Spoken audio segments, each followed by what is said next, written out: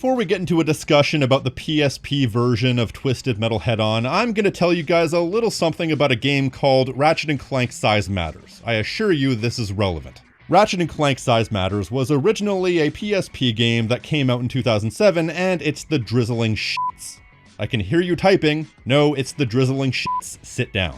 It's pretty much a complete and utter travesty in every way that a Ratchet & Clank game can be a travesty, from horrible weapon damage, weak-feeling action, a nonsensical story, controls that are utterly wank, terrible bolt balancing, you name it. But when it came out on the PSP, it actually got very good reviews. And why is that? Well, if I had to guess, I think it comes down to one thing: novelty. It was pretty much a functional version of Ratchet & Clank on the go, so many of the aspects of the game that were of lesser quality were excusable, either purely because of the novelty or because they had to alter things for it to work on the PSP, so any compromise was just necessary collateral damage. However, when the game eventually got ported to the PS2, the review scores were significantly lower. It kind of became this urban myth because of that the PS2 version was a butchered port. A myth that people believed and would regurgitate without actually verifying it for themselves. It just became the accepted truth. However, if you actually play both versions, they're pretty much identical.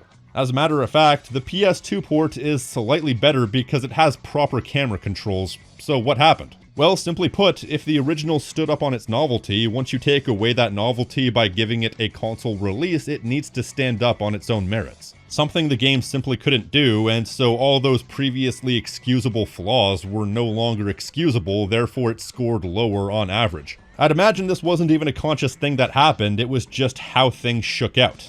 This is something a friend of mine dubbed the high-impact hoax. Why do I bring this up? Well, because whenever I hear the phrase butchered PS2 port of a PSP game, this is what I think of. A collectively accepted truth that takes years to verify. Which is why I can never simply buy the idea of a butchered PS2 port on face value. Hence, when I did my initial coverage of Twisted Metal Head-On, I covered the PS2 version because that was the version I was most familiar with. And while I didn't express this sentiment at the time, and you can't prove I did, I just kind of figured the two versions were similar enough that you didn't really need to talk about one or the other. However, I kept hearing the PS2 port was butchered, and like I said, I'm not one to take people's word for it, so since I have a bit of extra space in my schedule this month, and a desperate urge to keep throwing shit at the wall to get my viewership numbers back up, incidentally, if you haven't subscribed, subscribe, I figured I'd verify this for myself and set the record straight if need be. So I have before me an itemized list of all my complaints that I had with the PS2 port and some more notable talking points, and I'll go through each one to try and decide whether or not this version is actually better. Ready? Let's go. Number 1. Cutscene corruption. Okay, well this one I really don't need to discuss at length because I've already covered it previously. It's one of the known issues with the PS2 version that wasn't present in the PSP version. Somehow, in porting the cutscenes, some of them became racked with corruption issues. Some of it resulted in artifacting and skipping around, and some of it even gets to the point where a few cutscenes don't even work. Like with Roadkill, where it will just stop a few seconds in and dump you to the main menu. At least it doesn't crash the game, but it's still a pretty odd issue that I can't wrap my head around. Surely importing an MP4 or AVI file or whatever the fuck from one disk format to another disk format shouldn't cause any issues, but what do I know? Either way, it's a problem on the PS2 version and not the PSP version. Number 2. The soundtrack. So one of the things that was pointed out to me is that the music of the final boss in the PS2 version of Head-On is actually the music from the minigames.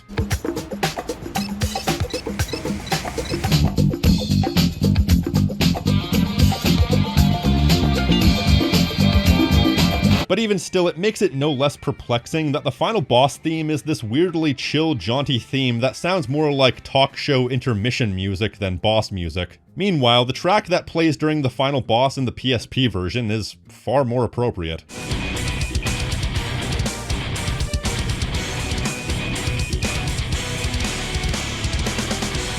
I've got no complaints, honestly. The PSP version is demonstrably better in this regard. Not just that, but there's also the main theme of the game. The main theme of the PS2 version is a somewhat grating and somewhat irritating track that sounds aggressive, but not in a fun way.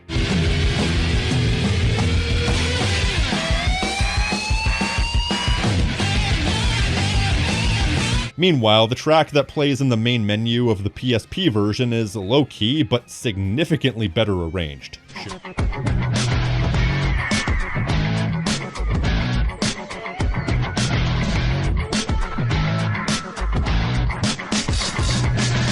Other than that, I'm pretty sure most if not all the other musical tracks are the same, or similar enough that I didn't notice. So this is another minor, keyword minor, way the PSP version is better.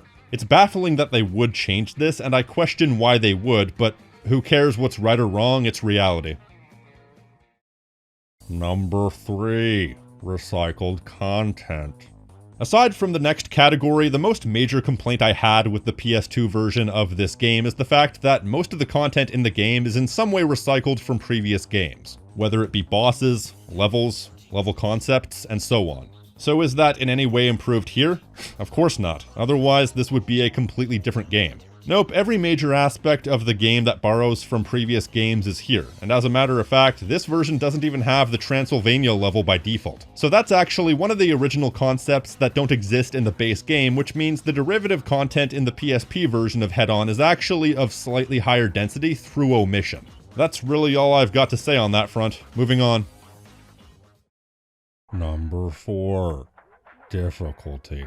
The greatest issue I had with the PS2 port of Twisted Metal Head On was the fact that it was far too easy. The reasons the game was so easy were numerous, such as enemies going down really quickly, a lack of enemy aggressiveness, weapons that did too much damage, an upgrade system that made you overpowered, etc. This resulted in several playthroughs in a row, even on hard mode, where I didn't die once. This is the one thing I went into this version of the game most curious about, because the one thing I kept hearing was that the PSP version is harder and better balanced. So the million-dollar question is that true? Is the PSP version better than the PS2 version in that regard?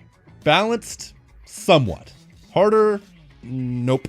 Not in my estimation. Maybe a little bit in some cases, but generally after playing through the game 5 times, I can conclude the answer is no. Yeah, that might surprise some of you who have heard different. I'd say these games balance out as being almost identical in their difficulty. However, while I don't think it's more difficult, there is no doubt in my mind that the reason this is a commonly repeated talking point is the fact that the game is balanced in a different way, but the result is relatively the same. I went through this game multiple times on normal and even hard mode without dying a single time. Same thing as the PS2 version. I think the biggest difference is the fact that the enemies simply have more health, or at least that's how it appears. But they're still not overly aggressive, meaning that when it comes down to it, you're still killing the enemies with the exact same amount of effort that you would if you were playing the PS2 version, just with it taking longer. The result being that each level will take you longer to beat than in the PS2 version. Though another reason for that would be the game's engine. If you play these two games side by side, you'll notice the difference in the weight of the controls. The PS2 version feels significantly lighter and more arcadey, whereas the PSP version has a lot more weight in how it controls. Not sure if that's a hardware thing or a matter of different philosophies when programming the individual versions. The change isn't a bad thing. All they're really doing is taking the sliding scale of controls and flicking it a few degrees towards Twisted Metal 2 and away from Twisted Metal 3. It still feels good, and you still feel in full control, so if you prefer the heavier controls of the second game, this will be right up your alley compared to Head On PS2 or Black. Personally, I think they both have their qualities. Still, the enemy health combined with the slower pace means that one playthrough of the PSP version will take roughly as long, if not slightly longer, than one playthrough of the PS2 version. This may sound ridiculous, but keep in mind this version has one fewer level, Transylvania, which I believe is DLC in the PSP version. It's kind of surreal thinking about a console that could download DLC that's as old as that. Like, this was 2005. I don't even remember if I had internet in my house by 2005. Still, I believe that the slower pace of the gameplay and the increased time it takes to kill enemies gives this the illusion of being more difficult without actually being more difficult. I mean, enemies do take more time and therefore more effort to take down, which could theoretically mean it's more satisfying, but that's not for me to decide. That's more or less down to your own individual opinion. It could easily go the other direction and become tedious. The only other major thing that I noticed which actually affects the gameplay was that the napalm canister and the remote explosives don't do as much damage in this version, which makes sense. Those things were overpowered as hell in the PS2 version, but otherwise, yeah, nothing that really makes the game significantly more difficult. The AI may also be slightly better, but that may be up for debate on a moment-to-moment level. Like, there were instances where characters were rope-a-doping me, avoiding my every attack, taking pot shots at me with perfect accuracy and timing, then luring me into traps almost as if I was playing against a real player. Oh my god.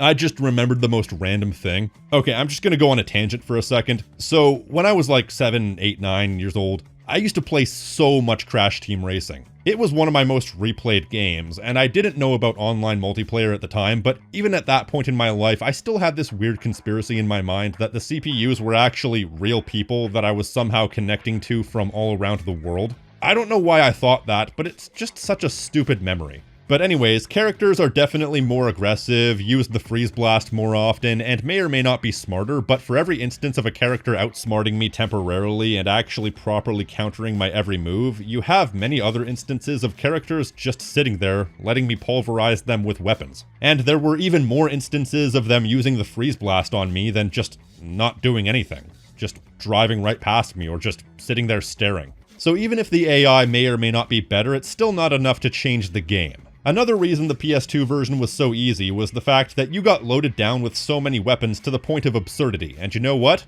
This is no different. I was still routinely running out of space in my arsenal. There was one instance where I had something like 20 power missiles. At this point, the Freeze Blast power missile combo will probably somehow be my epitaph when I die.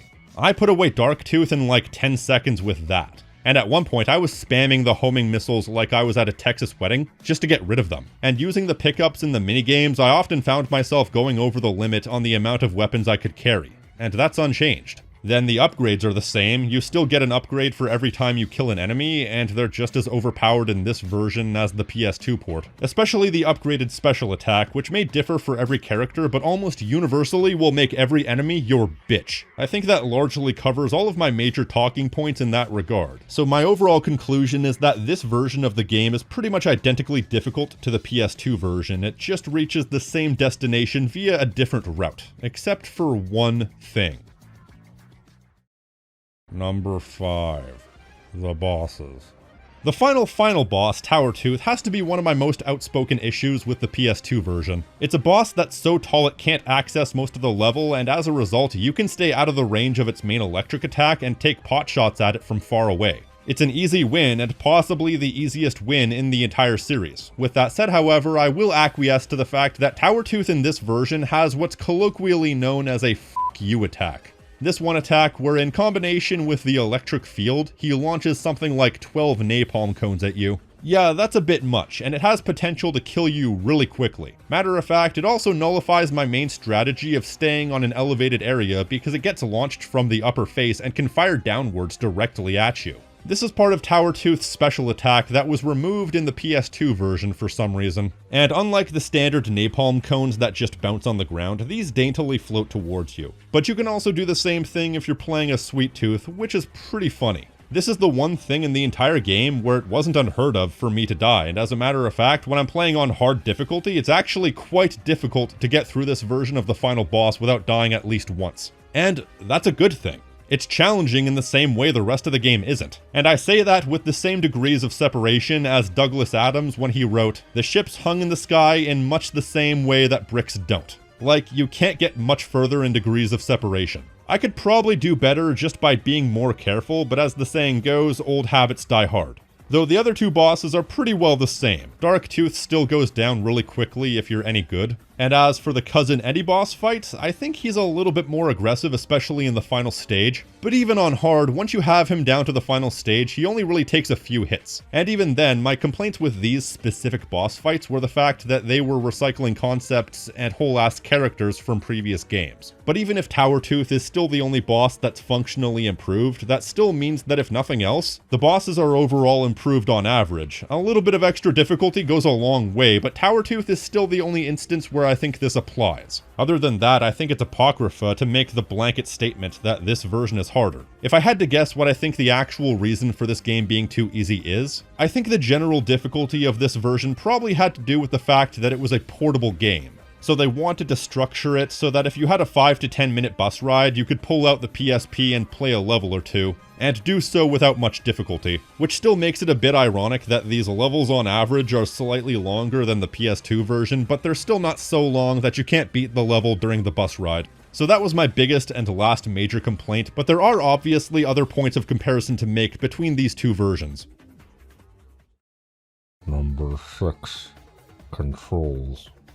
Okay, so there's no doubt here that the PS2 version has better controls because it has more control inputs. There are certain types of PSP games that do fine and don't need the extra inputs that the PS2 controller gives you. Most 2D games, for example, and also games with a fixed camera. In both these cases, it's because you don't need the extra button inputs or analog inputs for the camera controls, but the more complicated the game, the more button inputs you'll need. In this case, even with what is functionally a fixed camera, the controls are still heavily altered because of the fewer inputs that the PSP gives you. The most notable thing is the weapon scrolling. Previously, the weapon scrolling had been done with the shoulder buttons, which is the type of thing the shoulder buttons were made for. Left for previous, right for next. It's something that might as well be written in stone for how ubiquitous it is. And then using that, they would have the left trigger fire your selected weapon and the right trigger fire your machine gun. However, because the PSP doesn't have triggers, they had to put the weapons and the machine guns into the shoulder buttons, which means they had to rearrange the pieces in order to give you a way to select weapons, and what they landed on was triangle, a single button input.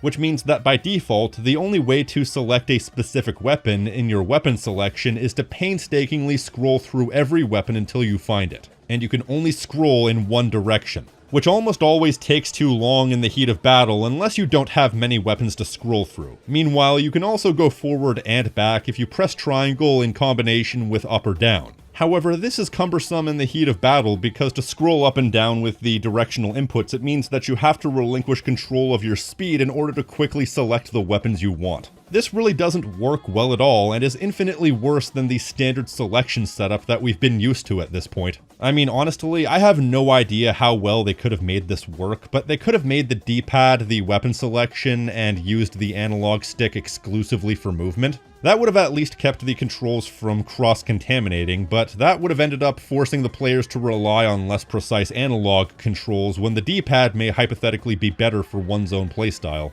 There's no way to say unless it was implemented, but either way, there's no easy way to fit every single necessary control into this game, and that's one of the reasons the PSP struggles with these types of things. Although even then, there are some other questionable control choices in this particular setup, such as making it so you jump by double tapping X, when in every other entry in the later parts of the series, this was done by pressing both of the shoulder buttons at the same time. I mean, leaving aside them having to remap this basic maneuver, why is it a double tap? The X button isn't used for anything else, so why not just have us press it once? In fact, why was jumping even a necessary mechanic in this particular game? I think outside of certain minigames, there's no point in the game where you have to jump.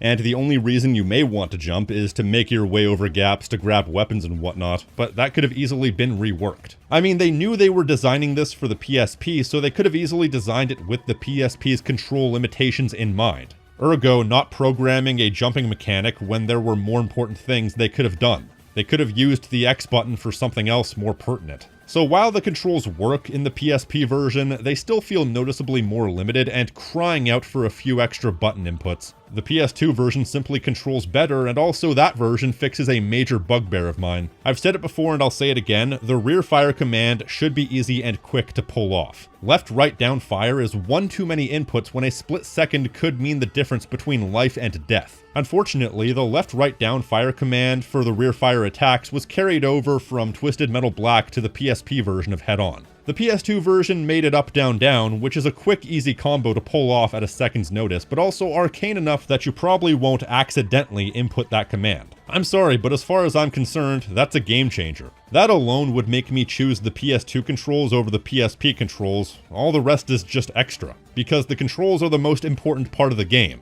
Far more important than whether or not a boss is hard. Number 7. Performance.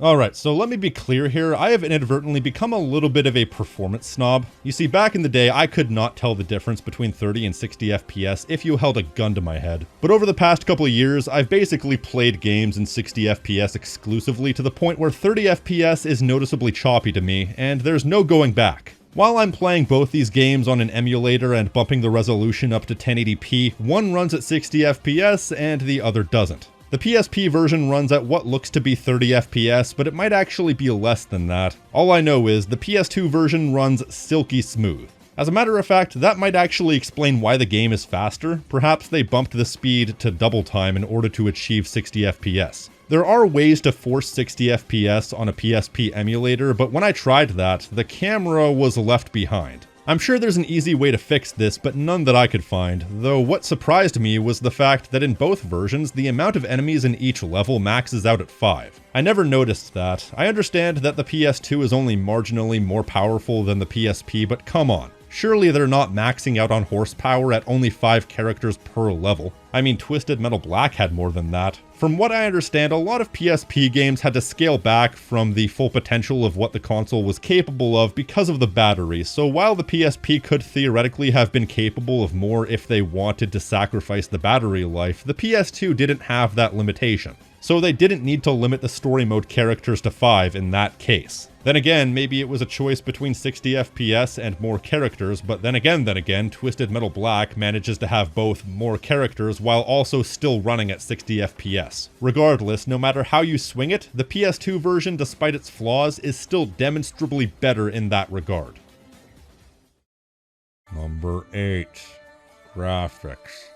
It's perhaps a bit unfair to compare the graphics of the PSP and PS2 versions because one's a handheld and one's a home console, even while the handheld is 5 years newer than the home console. But even then, with everything upscaled to 1080p, the PS2 version still looks noticeably better. The PSP version has blurrier textures, and while there's an option to upscale the textures in this emulator, at that point, I kind of have to ask how many additions can you add in an emulation before it ceases to be an authentic experience. While the textures are noticeably higher quality, the lighting is also better in the PS2 version in that there is lighting. It kind of gives everything a glossy look, which I wouldn't necessarily say adds to the experience, but it at least is something. It's also worth noting that the camera is more zoomed out by default, which admittedly does make everything feel a little smaller, therefore less significant, but that's a small complaint in the grand scheme of things. If there's one thing I think looks better on the PSP version, without a shadow of a doubt, I would say many of the art pieces do. The main menu, the loading screen, the various fonts, I find it all looks better and more cohesive than in the PS2 version, which for some reason makes the graphic design a little bit more scattershot.